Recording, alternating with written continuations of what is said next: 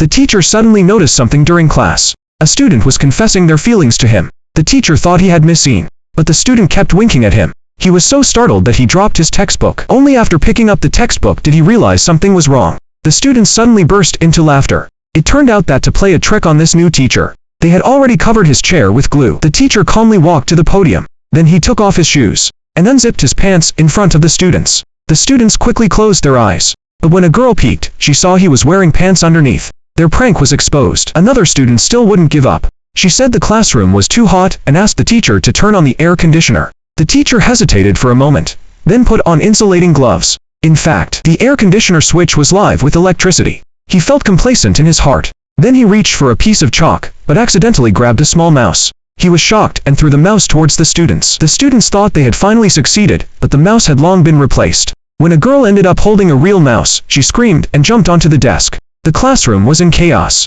The principal suddenly walked in. The teacher hurried to stop her. Unexpectedly, a mouse ran past. The principal was most afraid of mice and rushed straight into the teacher's arms. The next day, the school held a sports meeting. Seeing a student standing on the diving platform looking very nervous, the teacher used his superpower to make the student jump off and controlled the student to spin 360 degrees in the air. The opposing coach was extremely shocked. Finally, the student entered the water perfectly. All the referees gave full marks. The next student was so scared that he ran back. The teacher immediately gave an order. The student quickly backed up and came back. Another perfect dive into the water. He could even fly in mid-air at the end. The referees were shocked. When it was the opponent's turn to compete, the teacher used his superpower to make the opponent fall down instantly. Next was the swimming relay race. The opponents took the lead right from the start. The opposing coach even provoked the teacher, saying they had never lost. The teacher was very angry after hearing this. He used his superpower to make the coach trip and fall. When everyone thought they would lose, the teacher used his superpower again.